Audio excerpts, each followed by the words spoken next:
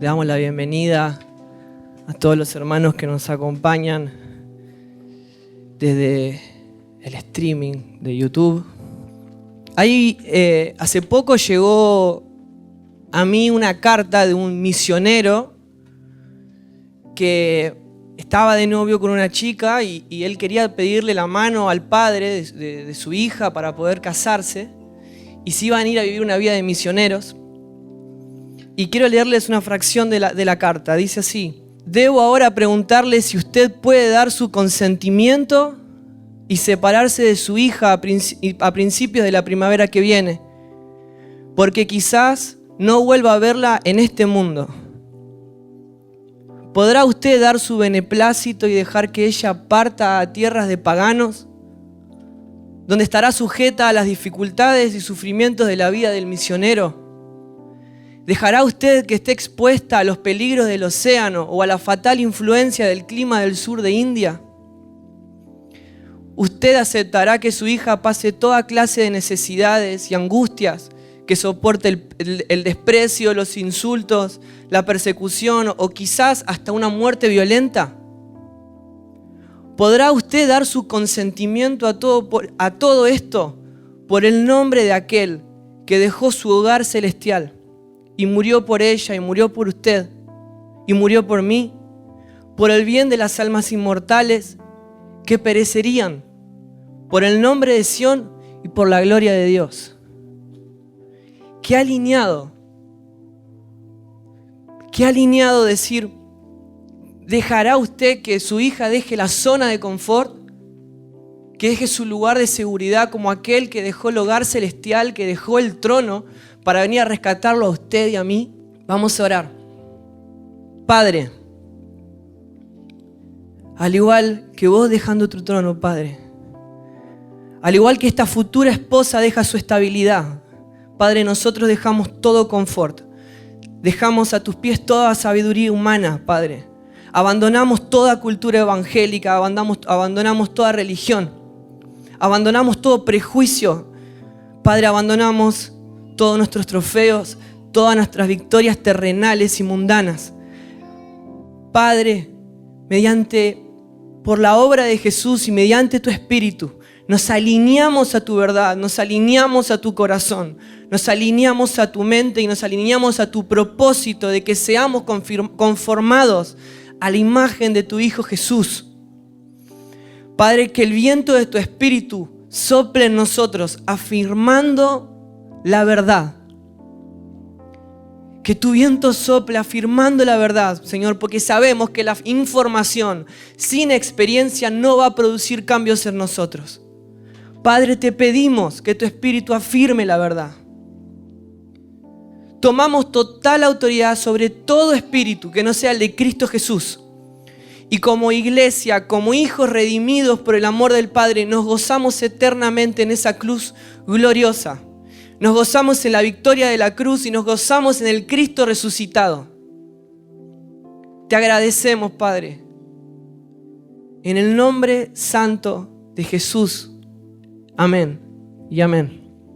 ¿Cuánto hemos recibido este tiempo hablando sobre cómo nosotros, como iglesia, podemos ser partícipes de la naturaleza divina? Lo hemos hablado domingo a domingo, lo hemos hablado mucho con los jóvenes, lo venimos hablando hace un mes más o menos, un mes y medio constantemente con los jóvenes, de cómo nosotros como cuerpo, como el Cristo corporativo, puede formar parte de la naturaleza divina. Entonces, lo hemos visto y expresado de múltiples formas, tanto Alberto como Fabián, como Julián, como David Firman cuando estuvo con nosotros lo han expresado. Y muy importante nosotros como cuerpo, ser mayordomos.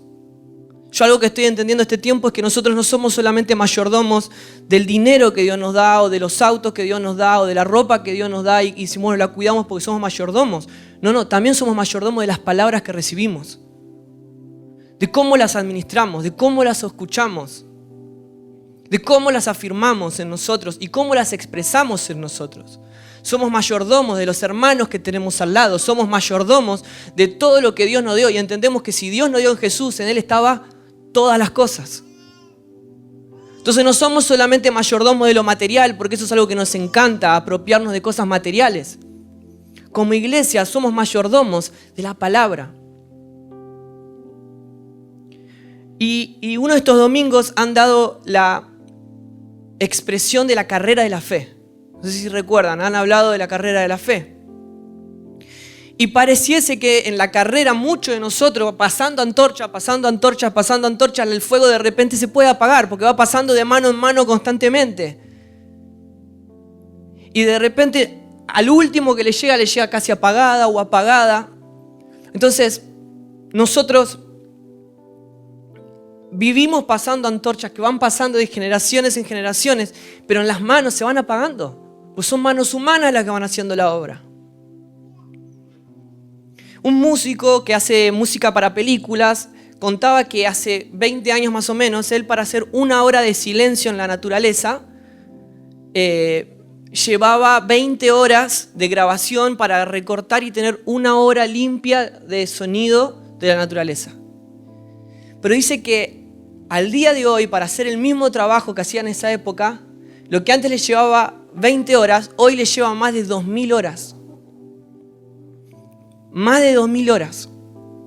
Para tener un tiempo de 1 hora de silencio. 2000 horas.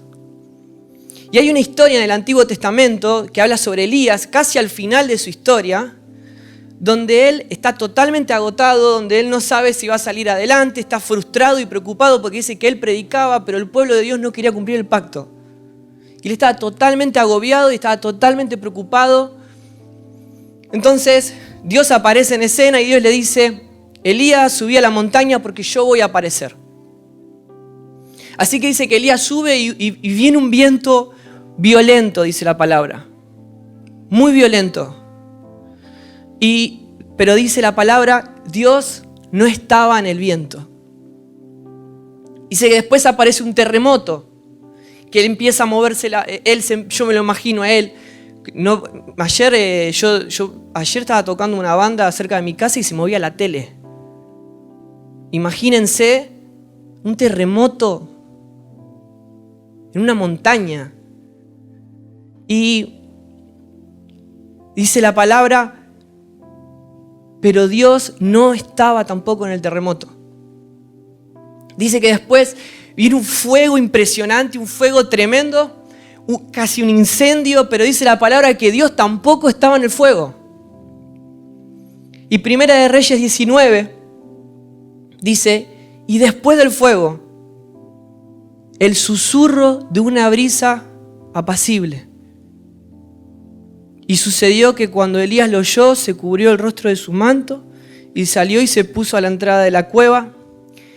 He aquí una voz vino a él y le dijo, ¿qué haces aquí, Elías?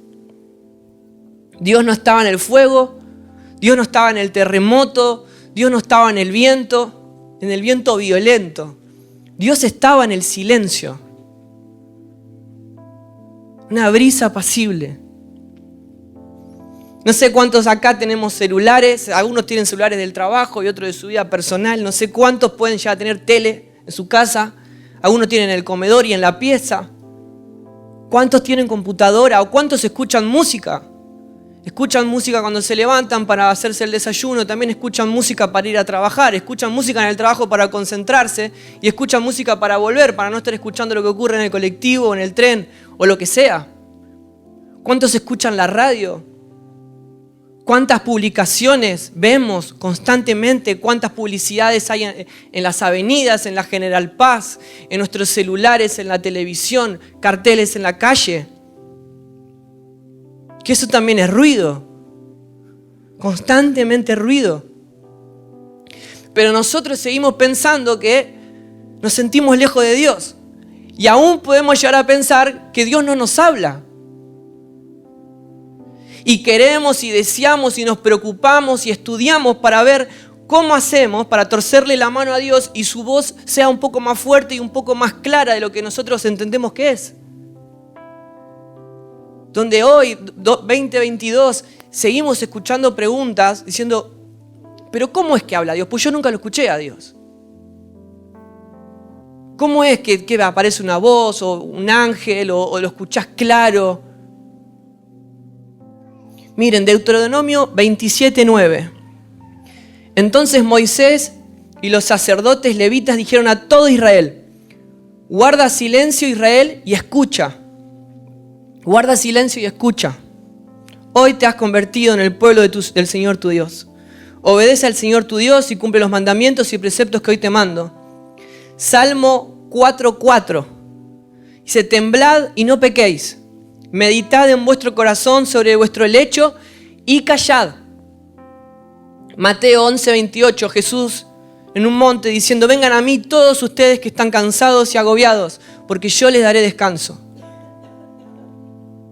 Y la pregunta viene constantemente: si hemos pasado la misma cantidad de tiempo preocupados, cansados, hablando de nuestras dificultades, de nuestras situaciones difíciles y confusas, como hemos pasado el tiempo en silencio escuchando lo que Dios dijo. Si el tiempo es equitativo, ¿realmente creemos que la voz de Dios es más interesante que las voces que nos rodean? Que las voces que están compitiendo con la de Dios constantemente. ¿Realmente nosotros creemos que es más interesante o que es más importante o que es absoluta en nosotros? Y es posible, hermanos, que muchos de nosotros sigamos buscando a Dios en los terremotos, sigamos buscando a Dios en los vientos, sigamos buscando a Dios en el fuego. Porque la crisis nos lleva a buscar a Dios en todas esas situaciones extremas. Pero es verdad, y esta es una verdad absoluta, es que Dios sigue hablándonos en el silencio. Dios sigue hablándonos en el silencio, en la quietud, en su Hijo. Dice que la palabra que al principio de la creación en la tierra estaba desordenada y vacía. Pero llegó Dios y puso luz, puso orden. Y esto es algo que tenemos que entender. La voz de Dios no es un privilegio para los pastores. La voz de Dios no es un privilegio para los profetas, tampoco es para los ungidos. La voz de Dios no es un privilegio para los iluminados. La voz de Dios es un privilegio para los hijos de Dios. La voz de Dios es un privilegio para los nacidos de nuevo. El problema no es que Dios hable. Dios ya habló. El problema es que nosotros estemos escuchando. El problema es que nosotros veamos como la perla de gran precio a Jesús, que fue la voz de Dios, que es la voz de Dios, que es la palabra de Dios encarnada. Es la respuesta. Y muchos de nosotros constantemente, y no sé cuántos tienen años en el Evangelio, pero a mí me ha pasado mucho, y otro día lo hablábamos con los jóvenes el sábado pasado, de que capaz cuando la reunión estaba media caída en fuego, por así decirlo, venía uno y decía: ¿qué pasaría si Jesús entraría por esa puerta? Y todos decíamos: no, yo me tiraría al piso, y el otro diría: no, y yo confesaría todos mis pecados de principio a fin.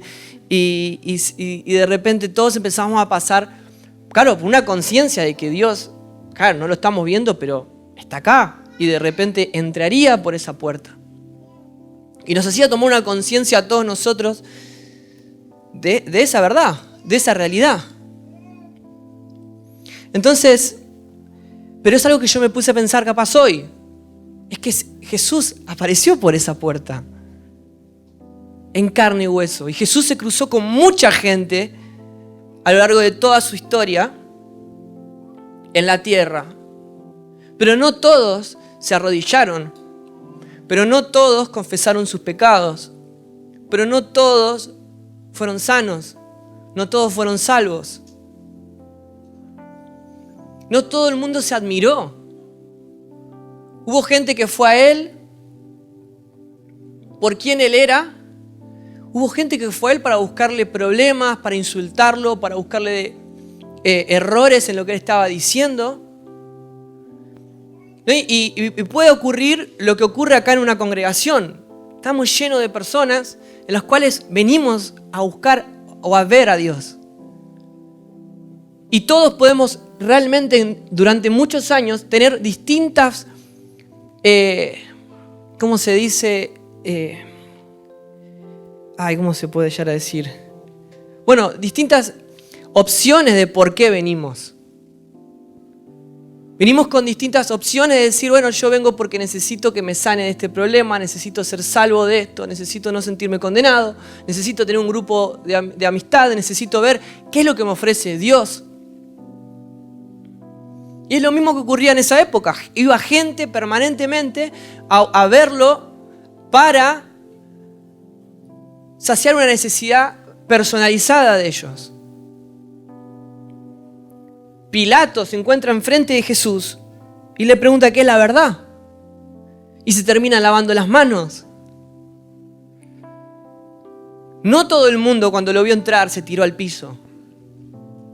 No todo el mundo.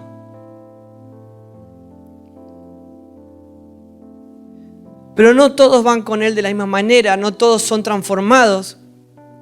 Porque no podemos ser transformados sin la conciencia de la necesidad de él. No podemos ir a Cristo sin ir por quien Él es. No podemos ir a Cristo sin ser necesitados. Juan 10:9, Jesús dijo, yo soy la puerta, si alguno entra por mí será salvo. Y entrará y saldrá y hallará pasto.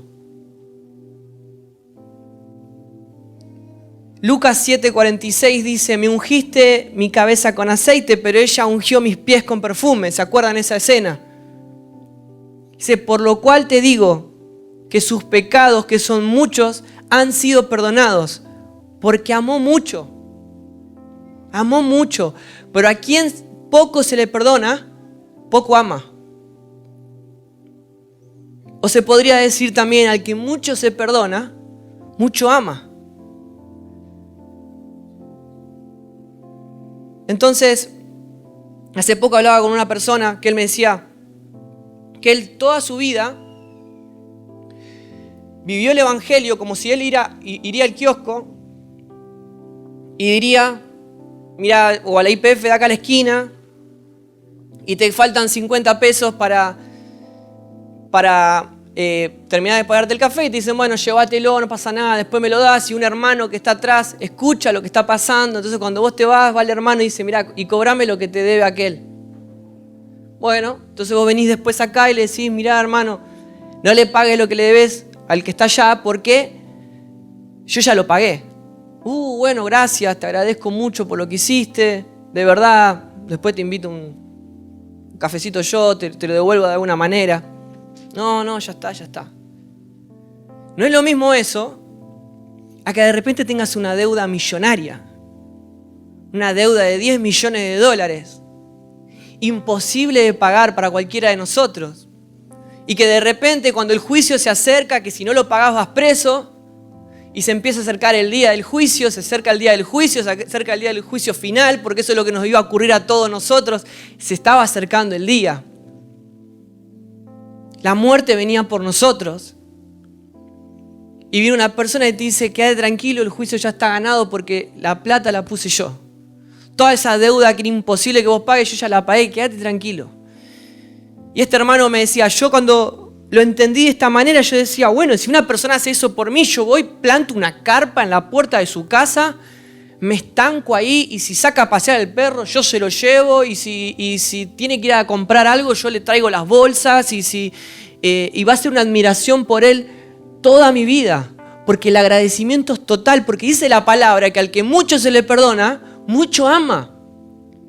Si nosotros no tenemos conciencia de lo que fuimos perdonados, es imposible que el amor por la perla de gran precio sea expresada en nosotros. Si nosotros no nos entendemos necesitados de esa cruz, nunca vamos a poder abrazarla. Si nosotros no nos sentimos necesitados de que Jesús viva su vida en nosotros, porque somos totalmente ignorantes de lo que nos podría llegar a ocurrir fuera de Él, es imposible que salgamos corriendo. Es imposible. Es imposible que todas las canciones que cantamos sean verdad en nosotros. Es imposible que todo lo que leemos sea verdad en nosotros o que todo lo que escuchamos sea verdad en nosotros. Y la llenura sigue siendo un problema para nosotros. Ese es el título de la palabra de hoy, el problema de la llenura. Es un problema. Porque nunca podemos lograr en nosotros sentirnos plenos. Vivimos y hablamos de la plenitud constantemente. Creo que es la palabra que más usamos. Pero esa plenitud que nosotros predicamos no es real en nosotros, no es verdad en nosotros. Porque seguimos, como hacían los fariseos, como hizo Pilato, como hizo todas las personas que se cruzaron con Jesús, trayendo nuestros motivos para acercarnos a Él y no por quién Él es. Porque nosotros no podemos entender que al que mucho se le perdona, mucho ama. Nos tenemos que sentir agradecidos.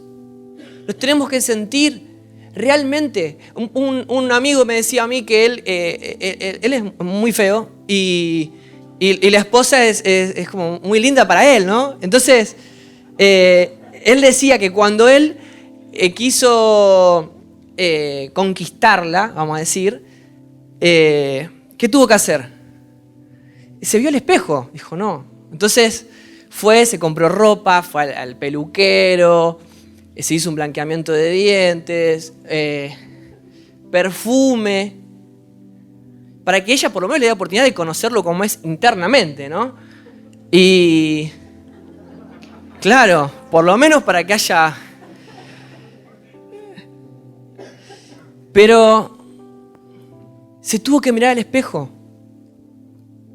Se tuvo que mirar al espejo. Hermanos, si nosotros no vamos a la palabra, si nosotros no tenemos conocimiento de quién es la persona de Jesús, nosotros nunca nos vamos a mirar al espejo, nunca vamos a tomar conciencia de quiénes somos. Y si no tomamos conciencia de quiénes somos, nunca vamos a poder ir a Cristo por quién es, que Él es el Salvador, el único que pudo vencer la muerte, el único que nos pudo llevar al Padre, el que nos devolvió a la gloria eterna. Jesús es Dios. Jesús es Dios.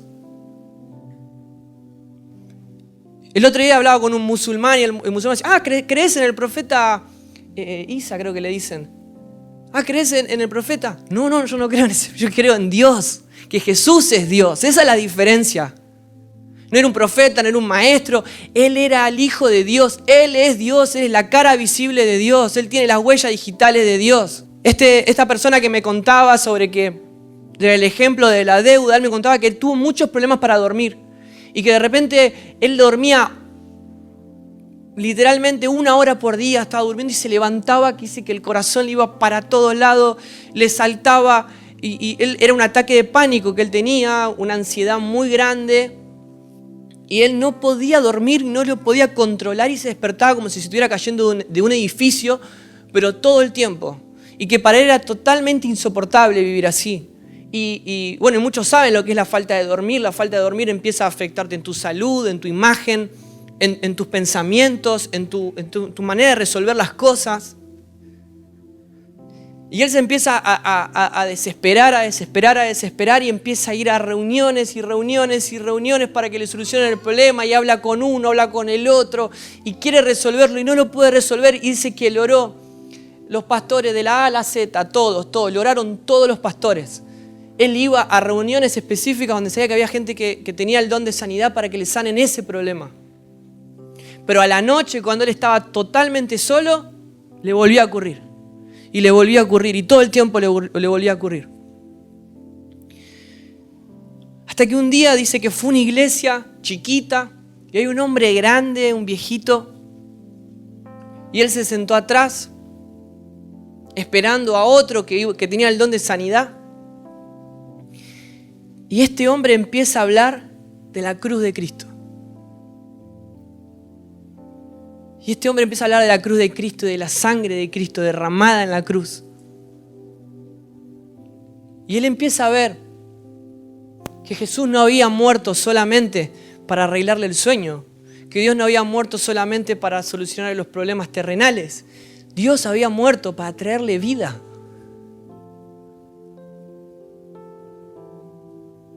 Vida en Él. Y que la sangre de Jesús, si solamente serviría para solucionarse su enfermedad, tendría fecha de vencimiento, tendría un límite. ¿No? Yo le contaba el otro día a los chicos, a los jóvenes, que antes yo tenía que tomar el colectivo acá en Liniers y yo cuando salía, era en el nombre de Jesús, con la sangre de Jesucristo, me cubro. Y yo tenía bien los ensayos con los pedales. Y termina siendo un amuleto para nosotros. Como otras religiones tienen otro amuleto. Termina siendo para nosotros una pata de conejo, como dice Alberto, constantemente una cintita que lo usamos para que cosas terrenales malas no nos ocurran. Y la sangre es más que suficiente para que la salvación de un virus o la economía de nuestros hogares. Y la sangre es mucho más valorada cuando tomamos medida de la magnitud de nuestros pecados, de lo que somos fuera de Él. La sangre de Cristo fue eficaz para devolvernos al Padre. Pero en Él están todas las cosas. Por sus heridas fuimos nosotros sanados. La fe dice, moverá montañas.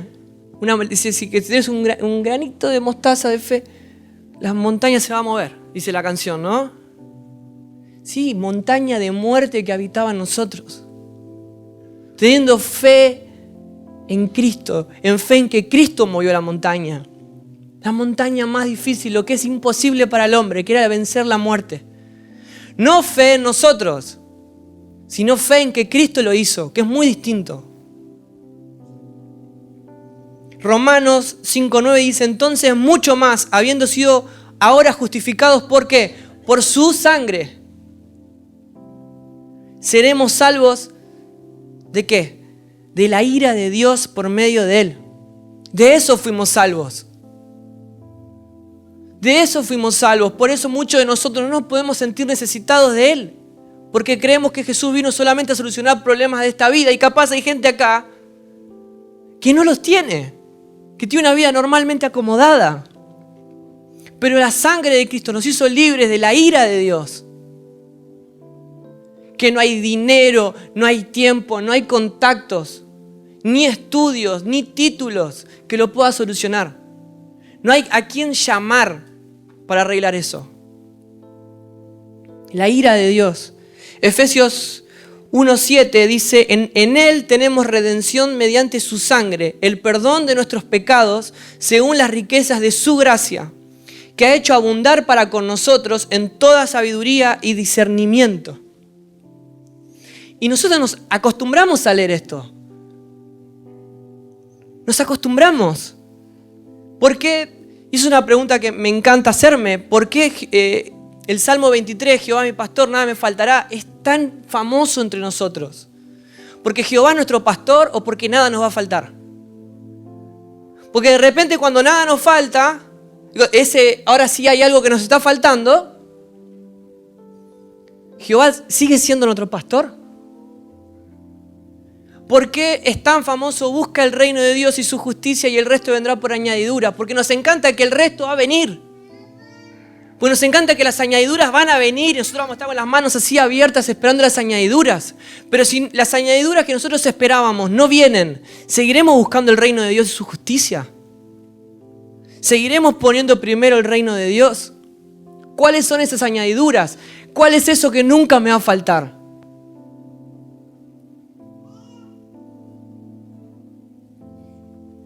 Pero ¿cómo vamos a ir a Él si no sabemos a qué vamos?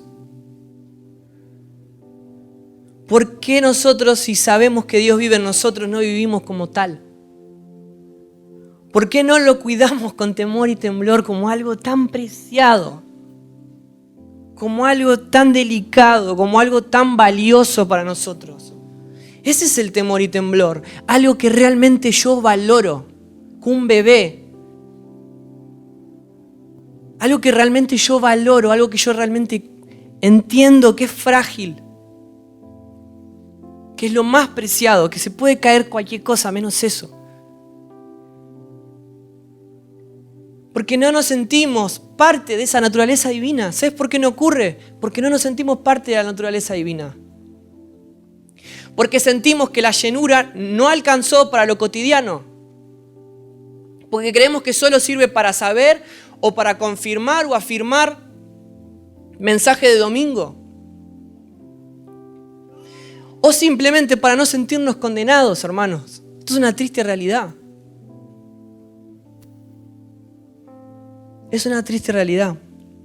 Y ninguna doctrina es más excelente o más necesaria para ser predicada y estudiada que Jesucristo y Él crucificado y resucitado. Nada es más necesario que predicar al Cristo resucitado. Nada, nada, nada, ninguna doctrina lo puede superar. Nada es más urgente. Y nosotros como iglesia, ¿cómo empezamos a participar de esta naturaleza divina? ¿Cómo nosotros podemos vivir esta llenura? ¿Cómo podemos solucionar el problema de la llenura?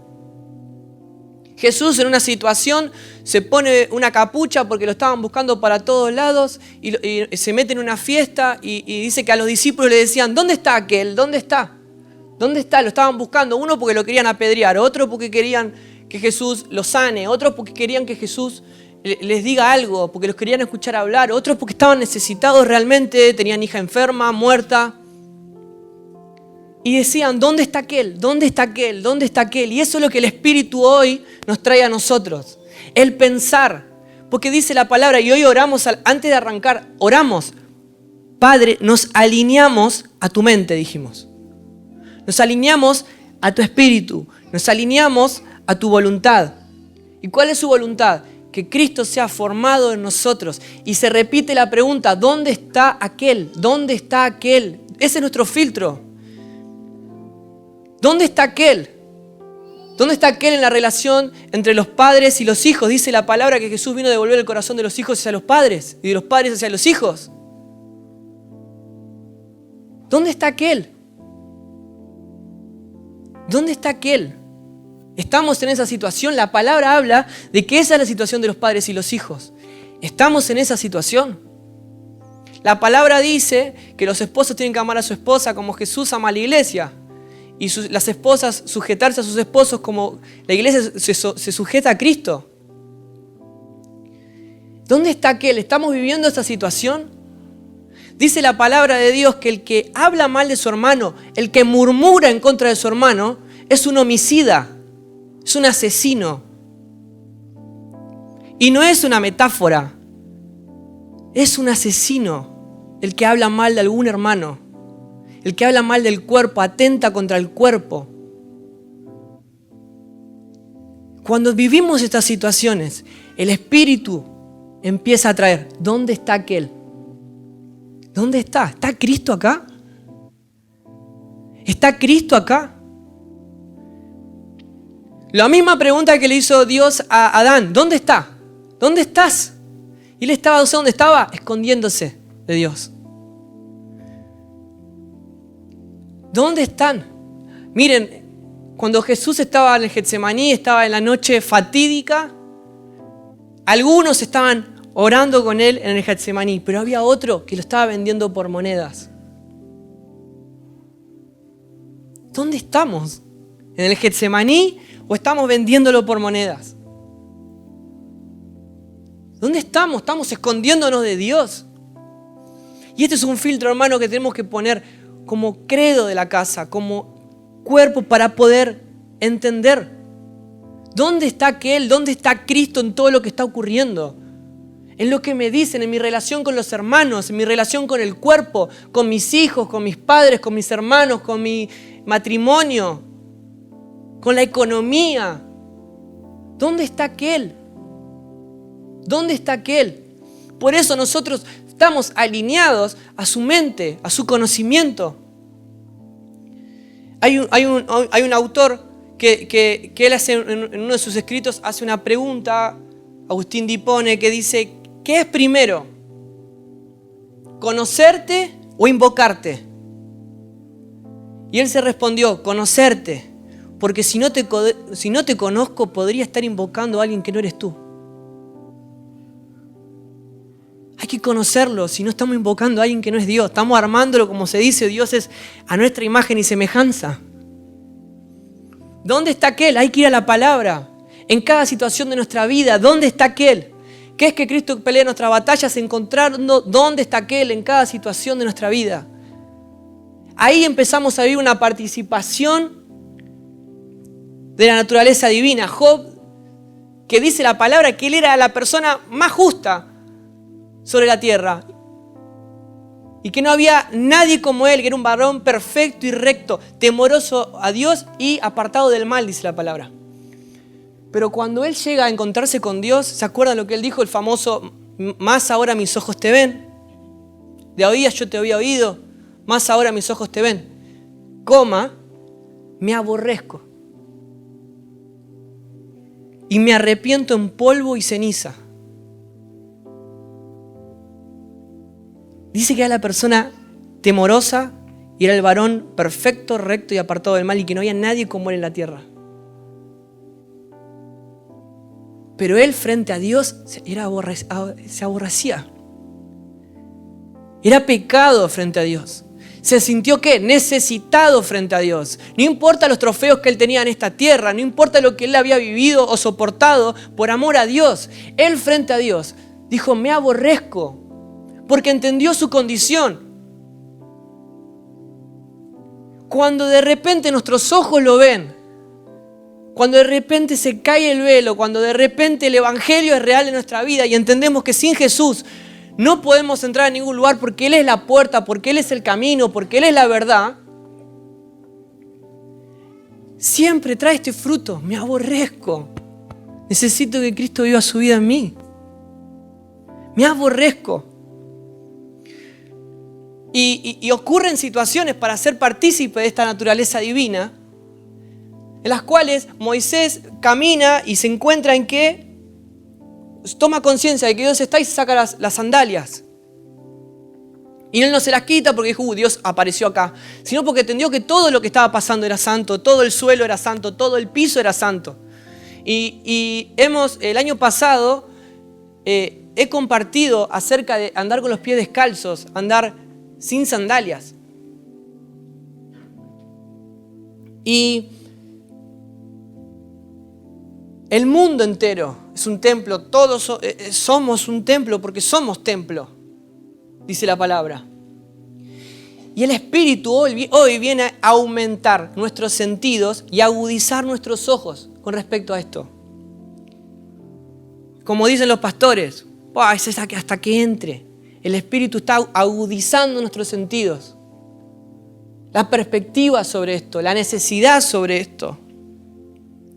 Porque estuvimos rodeados de esto todo este tiempo, pero ahora recién lo estamos empezando a ver. Esto siempre fue así, solamente que nosotros se nos empieza a caer la ficha. Y Jesús dice, estuve preso y me vinieron a visitar. Y entonces, ¿cómo? ¿Cuándo? ¿Cuándo estuviste preso? ¿Cuándo tuviste hambre? ¿Cuándo tuviste sed? ¿Cuándo, Jesús, pasó todo esto? Y Él dice, cada vez que lo hiciste por el menor de mis hermanos y hermanas, lo hiciste ¿por quién? Por mí, dice el Señor.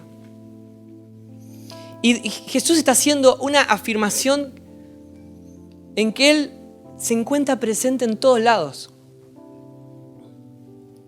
Y que el cuidado y la compasión que mostramos hacia los demás es la misma forma que tenemos cuidado, compasión y amor hacia Él. Es otro filtro. Que de la misma manera que amamos a nuestro hermano, es de la misma manera que nosotros amamos a Dios. Que de la misma forma que nos relacionamos con nuestros hermanos, es la misma forma de relación que tenemos ¿con quién? Con Dios. Porque cuando lo haces con uno de ellos, lo estás haciendo conmigo.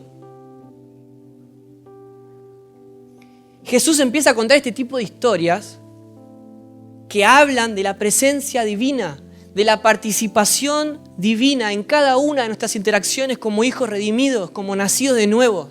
Nosotros vivimos esta participación. Cosas que estuvieron escondidas. Hubo un misterio a través de los siglos. Estuvo escondido a los profetas, a los ungidos, a los entendidos. Pero hoy está siendo revelado en nosotros.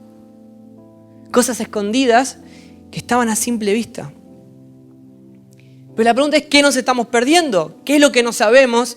¿Por qué no lo podemos experimentar? ¿Dónde está aquel en todo lo que me está ocurriendo? Yo en uno de los viajes que tuve por trabajo me encontré con una persona que me contaba que él era un ex drogadicto y que primero pasó siendo ludópata y para ser libre del vicio al juego se hizo adicto a la cocaína y de la cocaína pasó al alcohol. Y cuando estaba totalmente destruido, aparece Jesús en su vida. Entonces él me empieza a contar todo lo que le pasó en su vida y cuál fue el proceso de conocer a Jesús y de entenderse sano.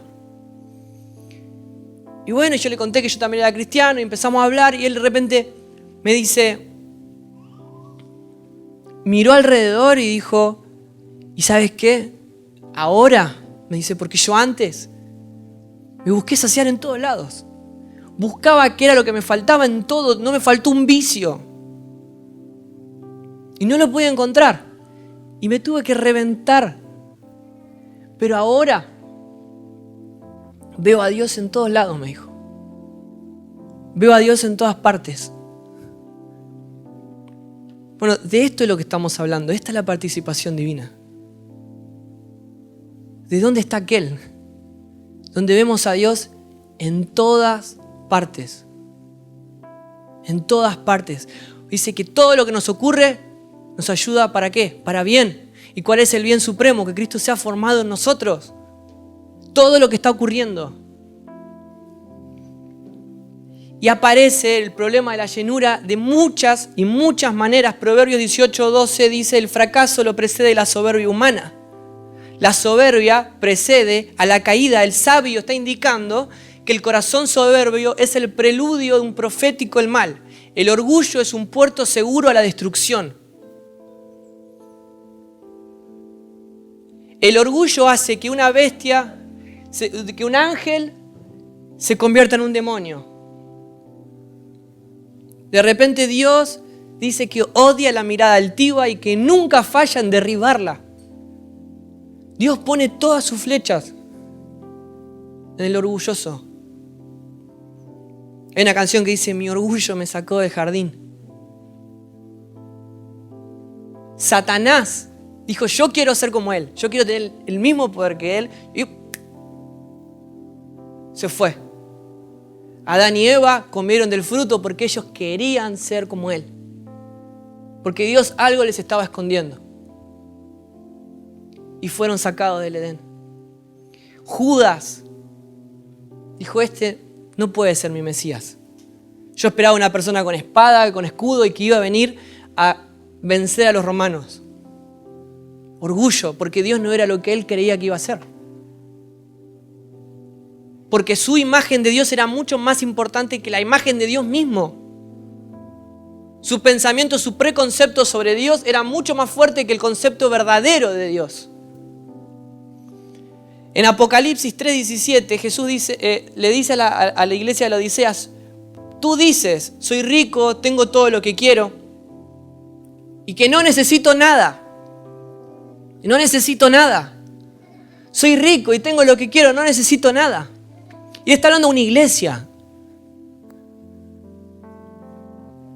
Y dice, y no te das cuenta que eres un infeliz, un miserable, eres pobre, ciego y estás desnudo.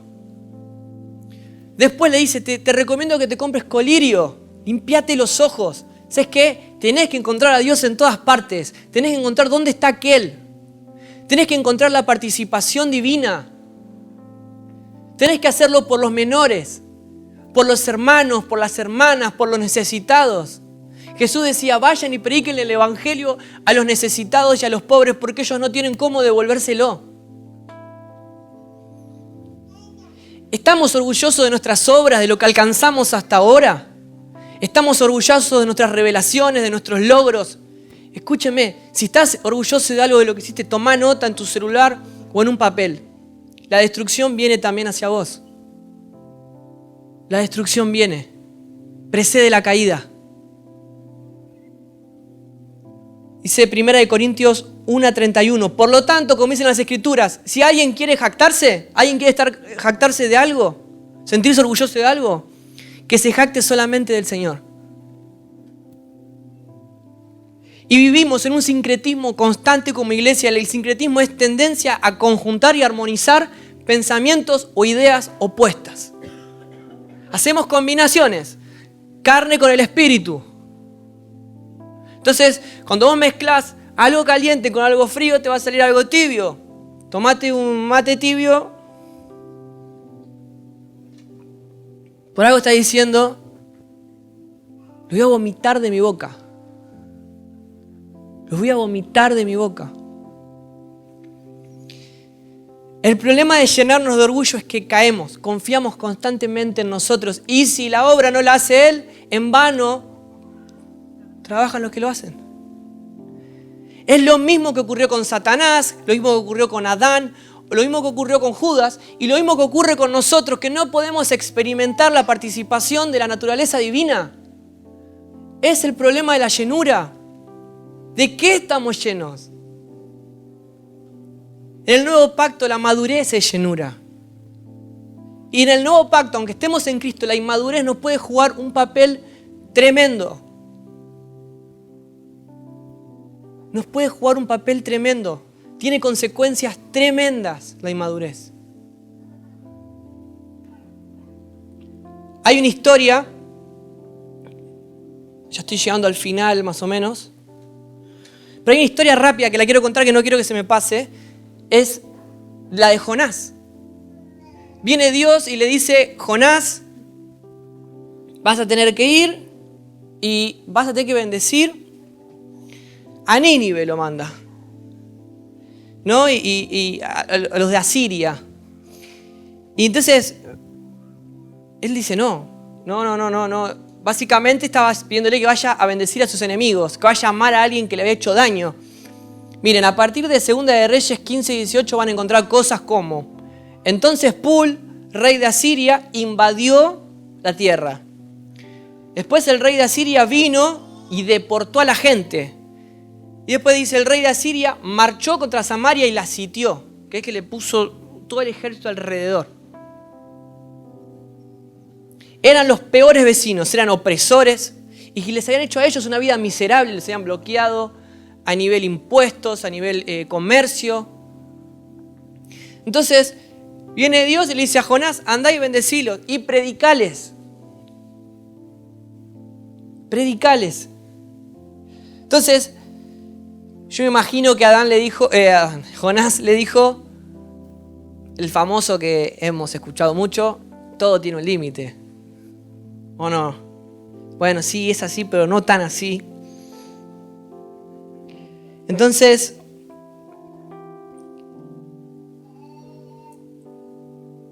Nínive quedaba en Asiria. ¿En serio? Entonces, bueno, Jonás, todos conocen la historia. Él dice: no, me voy a un puerto, se fue a la dirección opuesta, se sube a un barco, en el barco arranca una tormenta terrible, dice que estaba lleno de paganos y que los paganos empezaron a creer, dice la palabra, porque la tormenta era impresionante y que Jonás estaba durmiendo. Y de repente Jonás dijo: miren, yo ya sé por qué está esto, yo ya sé por qué está ocurriendo lo que ocurre. Yo soy el problema. Cae al agua, lo come el pescado gigante y está ahí en el pescado gigante. ¿No? Bueno, es todo lo que sabemos, pero dice la palabra que después él se arrepiente, él sale y va. ¿No? Pero hay un punto muy importante antes de pasar a la segunda etapa, es: si nosotros estamos en Cristo, ¿puede ser que el pasado y las heridas aún nos sigan definiendo o nos sigan deteniendo hacia el llamado de Dios? No, porque esto es algo del Antiguo Testamento, del Antiguo Pacto, pero lo estamos entendiendo bajo la luz de la revelación de Jesucristo. Creo que ya estamos maduros para ver eso. Y puede ser que la falta de perdón aún nos siga prohibiendo encontrar estas verdades. Poder ir con gozo a amar a nuestro enemigo. Cuando Jesús dijo: la participación de la naturaleza divina es esto. Es esto. Podemos movernos hacia nuestros enemigos no con violencia, sino con amor. ¿Existe algún amor más grande que esto? Bueno, pero dice que él llega a Nínive. Dice que fue tan fuerte lo que él dijo, y cuando él predicó, que el rey se convierte. Escuchen esto, es como que nosotros vayamos a un país y se convierte el presidente. Y dijo: todos se tienen que él lo llamó a silicio. Pero dice la palabra, búsquenlo después, cuando él llama a silicio, llamó a todas las personas y a todas las bestias, dice la palabra. O sea, a los animales, lo llamó el silicio es gente que sale a pedir misericordia por Dios, a perdón y pedir misericordia. Llamó a arrepentirse hasta los animales. Imaginen lo arrepentido que estaba. Pero a lo que voy. Dice que cuando termina y ve todo eso, Jonás llega a una montaña. Y cuando llega a la montaña, le dijo a Dios, yo sé que vos sos bueno. Y sos un Dios calmo para la ira. Como dijo, clemente y compasivo, tardo para la cólera y lleno de amor. Un Dios que te arrepientes de enviar calamidad.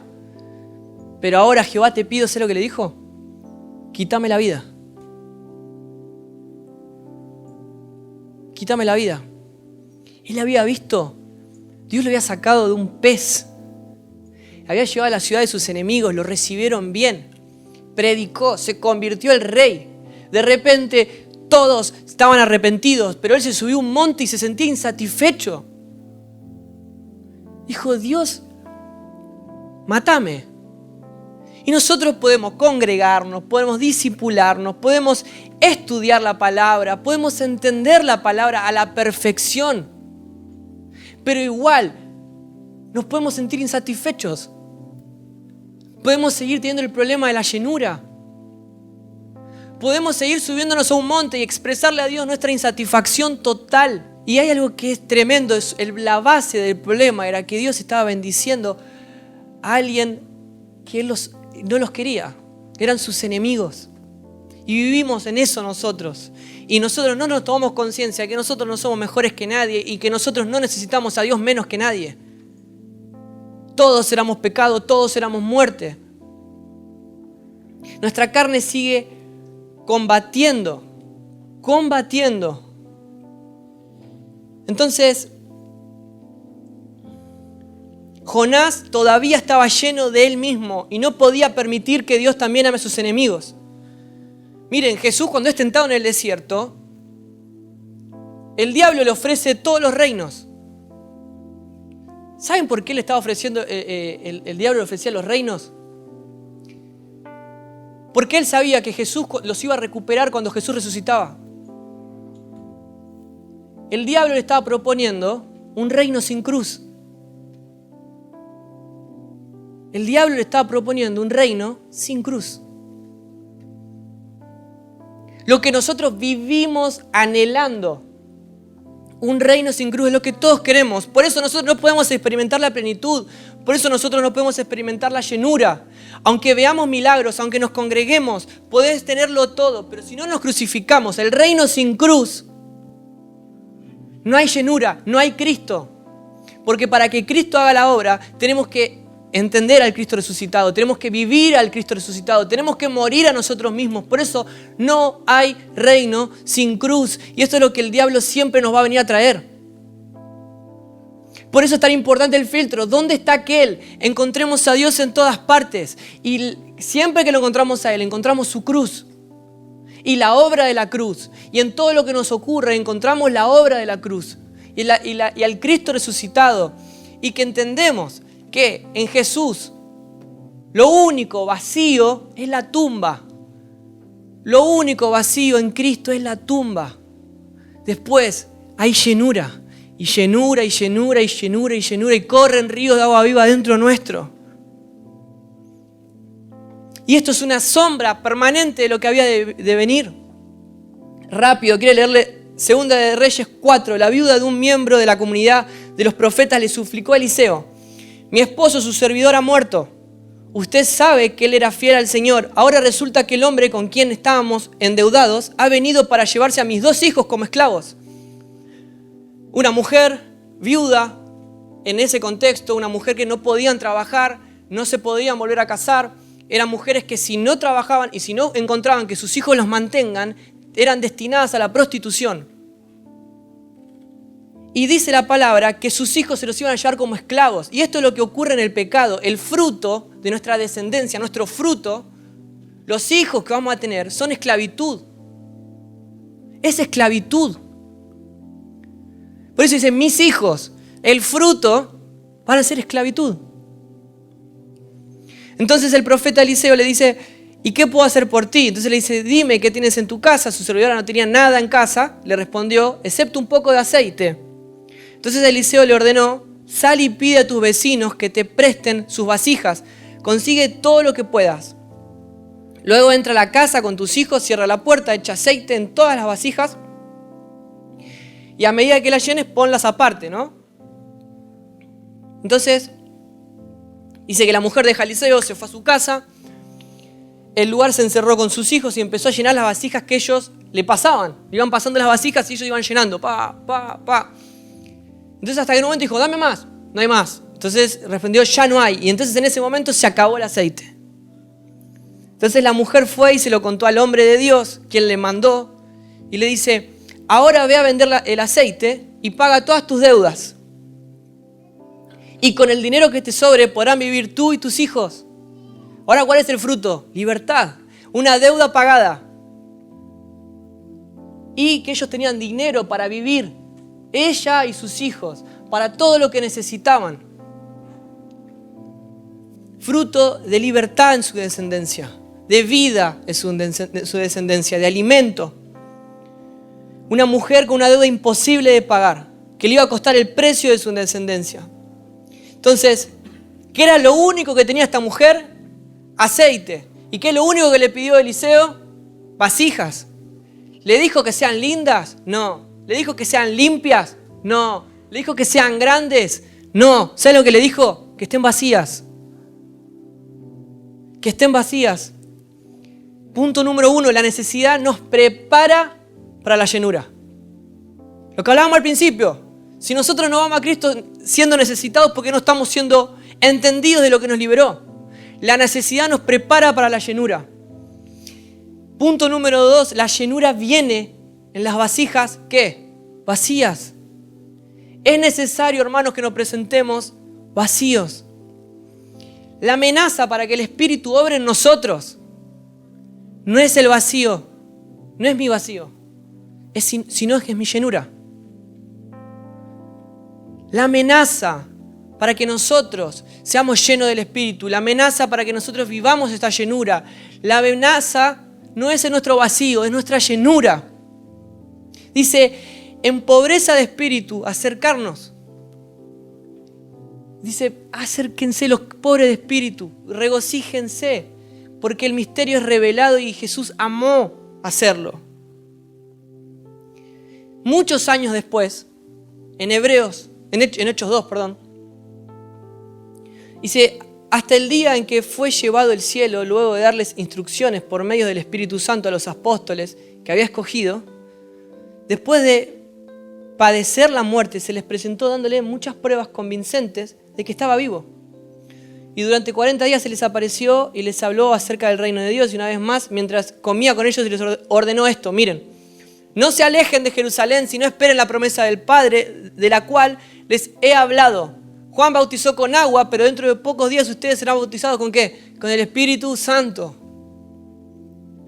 Los discípulos tenían una necesidad. Ellos habían negado a su maestro, se habían escapado, se habían vuelto a trabajar. Estaban totalmente perdidos y desorientados. Como esta mujer había perdido a su esposo, ellos habían perdido a su maestro. Estaban totalmente perdidos. Pero Jesús se presenta ante ellos y le da una orden, no vayan a Jerusalén. No se vayan, de Jerusalén. Escúchenme, Jerusalén, ¿saben qué era? El lugar donde a él lo habían matado. Donde estaban persiguiendo todavía a los discípulos, estaban buscando para bajarlo a ellos también. Al igual que Jonás, anda al lugar de tus enemigos. Anda al lugar de tus enemigos y no te vayas. No te vayas. Anda donde corras riesgo. Fue como la orden de Eliseo a esta mujer. Quédense en Jerusalén. Anda a tu casa con tu familia donde te puedan encontrar, donde te puedan sacar a tus hijos. ¿Saben lo que es morir? Hablamos todo el tiempo de morir. Morir es obedecer. Ellos obedecieron, murieron a sus miedos, murieron a lo que ellos estaban pensando. Vamos a poner una vasija. Vamos a quedarnos ahí en el monte donde nos pueden encontrar un romano o alguien que nos empieza a buchonear. Pero ellos creyeron por la fe y por necesidad obedecieron. Necesitaban.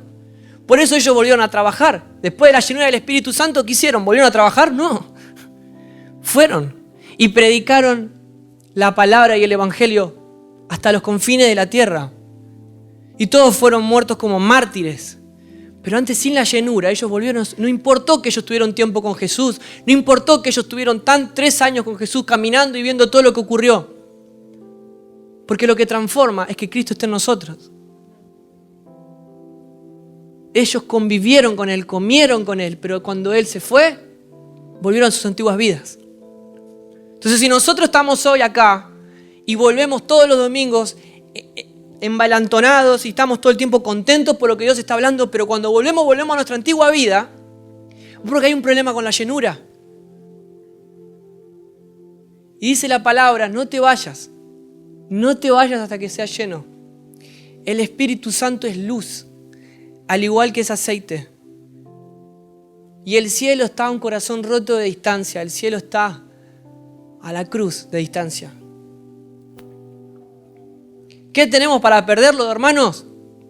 Todo. Pero debemos vaciarnos, porque el problema está en la llenura. El problema está en ¿dónde? En nuestro ruido. El problema está en nuestra ropa. Debemos vaciarnos y debemos desvestirnos. Ahora sí, terminando. Dice que Jesús está hablándoles a los discípulos y arma una parábola donde Él dice, el reino de los cielos puede compararse a un rey que hizo un banquete de bodas para su hijo. Y envió a sus siervos a llamar a los que habían sido invitados a las bodas. Pero dice que ellos no quisieron venir. Escuchen, el Padre, el Señor, llama y ellos no quisieron venir a una fiesta. Entonces, de nuevo envió a otros siervos y díganle que han sido invitados, que yo he preparado el banquete y que ya he matado a mis novillos, ya he hecho el sacrificio a los animales cebados y todo está preparado. Vengan a las bodas, dice. Yo estoy a la puerta y llamo. Pero ellos no hicieron caso y se fueron. Uno se fue a su campo, otro a sus negocios y los demás echando, dice, mano a los siervos, los maltrataron y ¿qué? Y los mataron. Esto es un tema aparte para hablar, ¿no? Pero dice que la persona que iba a decirle, el Padre preparó la mesa, las personas que no estaban llenas, las personas que no se sentían necesitadas, mataron a los mensajeros. El que murmura, el que habla mal de su hermano, del cuerpo, es un asesino, es un homicida, dice la palabra. Mataron a la persona que estaba diciéndole, la mesa está llena, está servida, la fiesta está preparada. Entonces el rey dice que se enojó, se enfureció y envió a su ejército y destruyó a aquellos asesinos e incendió su ciudad y después dijo, la boda está preparada para los que fueron invitados y no eran dignos. Vayan por tanto a la salida de los caminos e inviten a las bodas a cuanto encuentren, al que sea. Llenen la boda, llenen el lugar, llenen la mesa. Y aquellos siervos salieron por los caminos y reunieron todos los que encontraron, tanto malos como buenos, y salieron al salón de bodas, se llenó con invitados. Todas las personas que se sentían que no era necesidad para ellos ir a comer ahí, para ellos no era una necesidad estar ahí, le dijeron que no. Le dijeron que no. Porque ellos ya estaban llenos, ya estaba llena su agenda, ya estaba lleno su estómago, ya estaba llena su conciencia, ya estaban llenos sus tiempos. Ellos dijeron no. Dijeron, bueno, agarremos a lo peor, a lo que vayamos encontrando, a lo que realmente necesitan, a los que se sienten vacíos. Y dice que el salón de bodas se llenó. Dice, pero cuando el rey entró a ver los invitados, vio que uno no estaba vestido con traje de boda. Y le dijo, amigo, ¿cómo entraste aquí sin tu traje de boda? Entonces, pero el hombre se quedó callado. Entonces el rey dijo a los sirvientes, aten en las manos y los pies y échenos las tinieblas de afuera, y así será el llanto y el crujir de dientes, porque muchos son los llamados, pero pocos los escogidos. Yo siempre leí esta parte y decía, qué exageración, ¿no? Porque no fue lo encontraron en la calle, lo invitaron a la boda y después lo echa porque no se vistió de acuerdo. Y siempre fue algo que a mí me resonó. Pero hay dos puntos. Uno es, el Padre está hablando de una invitación a la mesa, que esto es algo que nosotros ya lo venimos hablando y lo sabemos. Esto es lo que ocurre todos los días. Hay una canción que dice, por la mañana vas a encontrar de vuelta mi corazón en llamas. Porque la invitación está abierta todos los días. Con el corazón en llamas, ardiendo otra vez y otra vez y otra vez. Y Dios propone un pacto. Dice que el pacto de la invitación es un pacto de comunión, es un pacto de celebridad, es un pacto festivo y es un pacto de disfrute. Y Jesús empieza a hablarle a los fariseos, a los religiosos, a los que se sienten que no necesitan nada. Miren, escúchenme. La condenación que vino al mundo es que vino y ustedes amaron más las tinieblas, no se sintieron necesitados. Y este es el problema de la llenura. Estamos tan llenos de este mundo, estamos tan llenos de ruido, que nosotros no podemos sentirnos necesitados. No nos sentimos vacíos.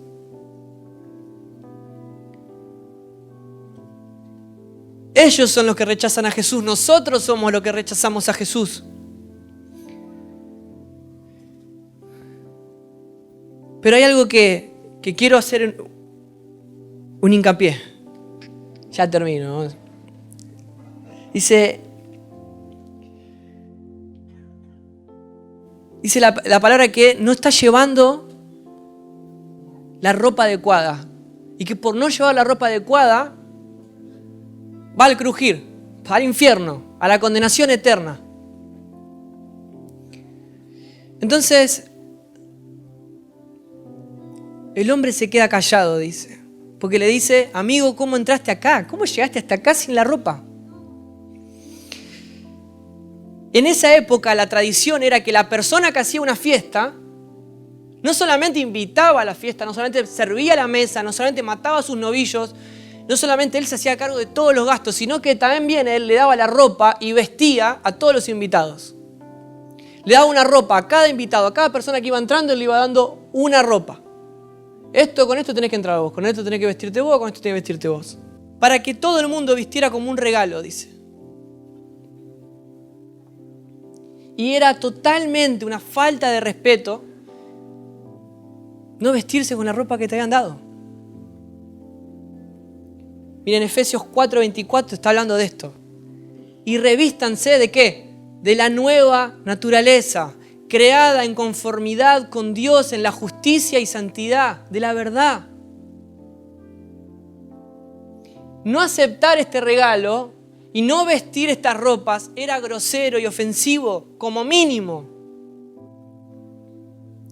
Así que no es que Dios o el rey está echando al azar a esta persona porque no le gustó cómo se vestía. No es que fue con botines. Estaba rechazando la ropa que le había dado el rey. Estaba rechazando. Y no es trivial en absoluto que la historia que está contando Jesús. No lo es. Porque nosotros debemos, dice la palabra, desvístanse del viejo hombre. Despójense del viejo hombre. Cuando Adán y Eva pecan, ¿y ellos qué dicen? ¿Que se sienten qué? Desnudos. ¿Y qué hace Dios?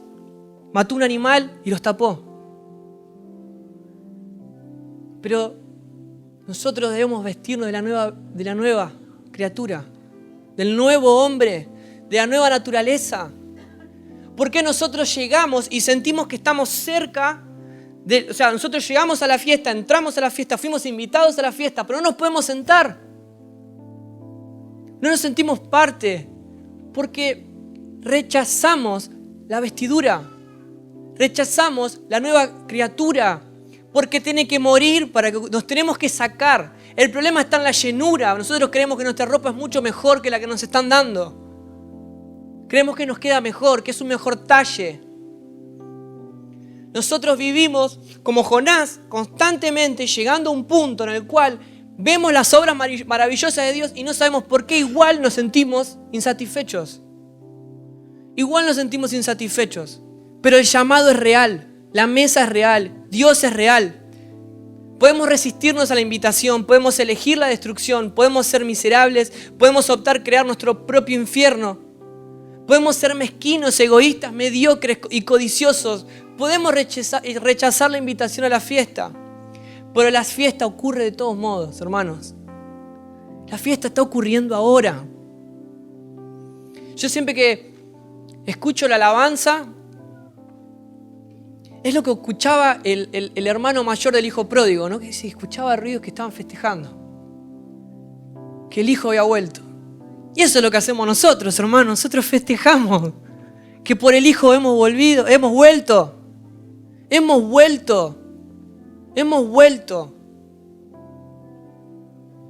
Y hay tantos que están escuchando la fiesta del otro lado de la pared, del otro lado del muro. Por eso esta es la razón de que hablamos del amor de Dios, pero para muchos esto le puede sonar fofo, sin sentido, le puede sonar como algo intangible. Nuestras elecciones son importantes, nuestro comportamiento importa, nuestras intenciones importan, nuestra postura ante la palabra, nuestra mayordomía ante la palabra importa. Nuestra honra hacia los hermanos importa. Nuestras creencias acerca de lo que somos en Cristo importa. Las creencias de lo que hacemos acá en este mismo lugar todos los domingos y todas las reuniones importa. Para poder vivir una participación de la naturaleza divina. Para poder encontrar a Jesús en el necesitado. Para poder encontrar a Jesús en el hermano. Para poder encontrar a Jesús en mis enemigos. Para poder encontrar en Jesús toda deuda saldada, entender que nosotros no debemos nada y que nadie nos debe nada a nosotros. Por eso nos encanta que en Jesús no debemos nada, pero en Jesús tampoco nadie nos debe nada a nosotros. Nos presentamos, hermanos, con la vestimenta adecuada, la de la naturaleza, creada conforme con la justicia y santidad de Dios, sabiendo que vamos a ser ¿qué? Conformes a Él. Pablo dice, vístanse del viejo hombre, pero también dice, vístanse de Cristo. ¿Qué es primero, conocerte o invocarte? Conocerte. No vamos a invocar a alguien que no sea Dios. Vamos a conocernos, nos vamos a vestir de Dios, vamos a encontrar dónde está aquel. Para así poder, de una vez y por todas, como iglesia, formar parte de la participación divina. De la naturaleza divina. Jesús diciendo, cuando lo hiciste por uno de estos pequeños, lo hiciste por mí. Y vamos a poder decir, como me dijo ese hombre en el aeropuerto, ahora veo a Dios en todas partes. En todas partes. Esto no es una oración complicada, tampoco es un sermón. No se trata tanto de las palabras que abran un corazón o que toquen una emoción. Nuestra disposición es encontrar el poder y la fuerza del Espíritu indescriptible aquí mismo. Acá, en nosotros. El fuego todos los días en nosotros, que no se va a apagar porque la llama que se encendió en ese monte no se apaga nunca más. No importa cuánto llueva, no importa cuántos vientos haya, ni cuántos terremotos, como le pasó a Elías. Y no importa el silencio porque Dios habla ahí. Esto está tan cerca como la próxima respiración, está tan cerca como el almuerzo que nos vamos a comer ahora, está tan cerca como las canciones que vamos a estar cantando, está tan cerca como nuestros esposos, nuestras esposas, nuestros hijos, está tan cerca como la vejez, está tan cerca como todo lo cotidiano, porque Dios está en todas partes. Porque todos vivimos como iglesia, vamos a vivir como una iglesia sin zapatillas, sin zapatos, sin sandalias, descalzos. Esto no es el mismo mensaje de hacer que algo suceda. No vamos a buscar manipular la mano de Dios, no vamos a buscar que Dios nos lleve a un siguiente nivel. ¿Sabes lo que vamos a orar como iglesia? Para despertar en lo que ya ocurrió. Ahora vamos a ver a Dios en todas partes. Está sucediendo, hermanos, está ocurriendo y ocurrió alrededor nuestro y a través y por encima, por todos lados. Confiando en que Dios está en nosotros y que es por nosotros que se encuentra delante de nosotros. Quiero despedir a la gente de YouTube. Estamos viendo el próximo domingo a la misma hora. Así que bueno, gracias por estar compartiendo con nosotros. Les mando un saludo a Alberto y a Fabián. Que se recuperen pronto. Chao, chao.